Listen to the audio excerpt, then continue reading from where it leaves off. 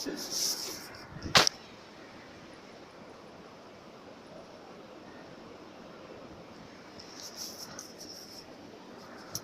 اللہ الرحمن الرحیم۔ اس سے پہلے جو احادیث مبارکہ ذکر ہوئی تھی وہ طلاق کے مسائل سے اور احکام سے متعلق تھی۔ آگے عدت سے متعلق روایتیں ذکر ہو رہی ہے۔ ظاہر ہے طلاق کے بعد یعنی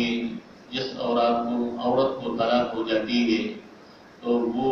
اسلامی شریعت کے قانون کے مطابق عدت گزاری ہے۔ یعنی عدت کا مطلب یہ ہے کہ وہ ایک مقررہ مدت تک وہ شوہر کے گھر میں رہے گی، جس کی مختصر تفصیل جو خود قرآن کریم میں بیان کی گئی ہے وہ یہ ہے کہ جس عورت کو طلاق ہو گئی ہے، اگر وہ عورت ایسی ہے کہ اس کو حیض کے ایام آتے ہوں، یعنی جو ماہواری عورتوں کی آتی ہے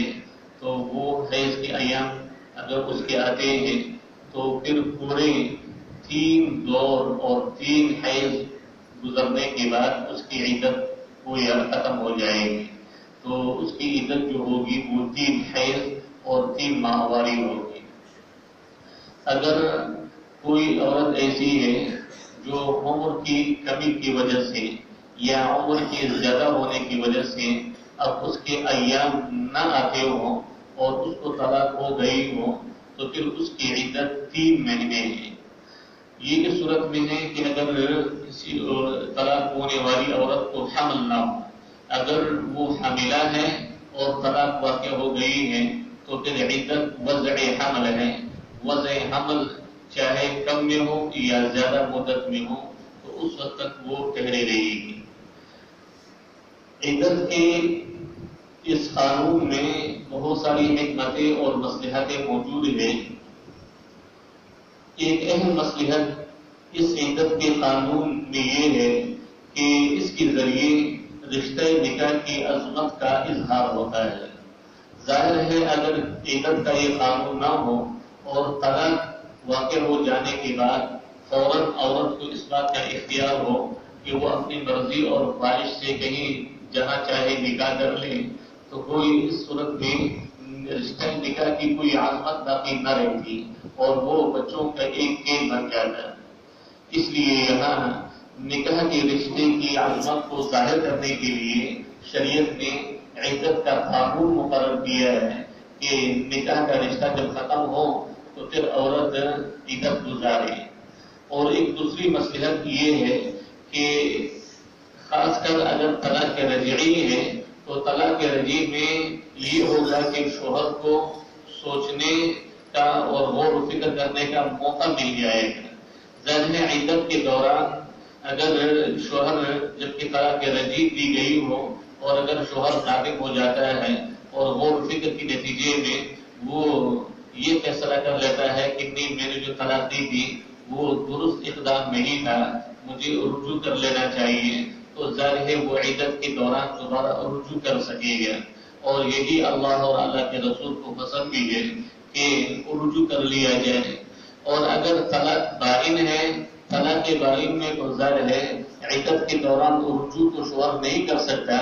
لیکن عدت کے دوران وہ عورت کہیں اور جا کے نکاح بھی نہیں کر سکتی۔ تو اس کا فائدہ یہ ہوگا کہ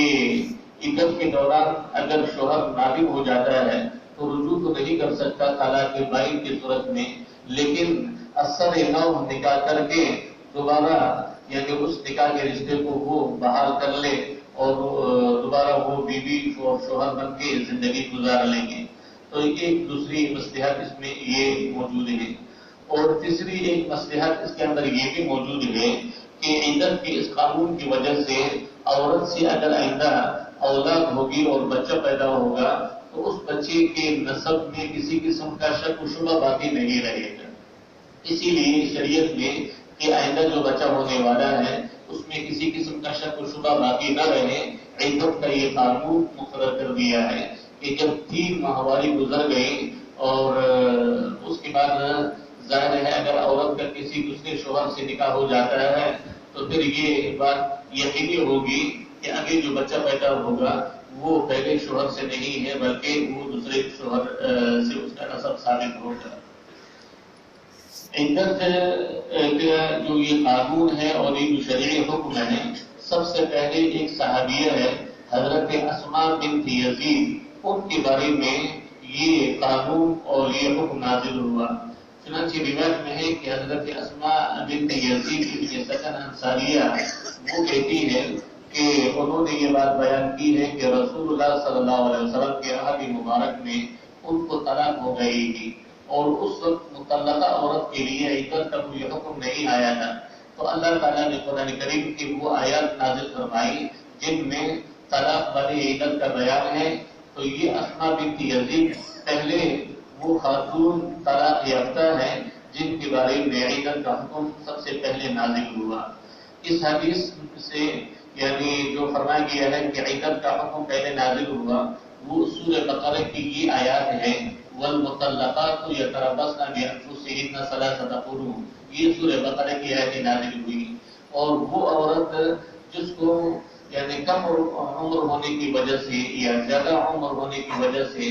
حیض نہ آتا ہو اور ان کی عدت یعنی 3 مہینے مقرر کی گئی ہیں، ان وہ آیتیں سورہ طلاق میں نازل ہوئی ہیں جو اس کے بارے میں ان کا ذکر موجود ہے۔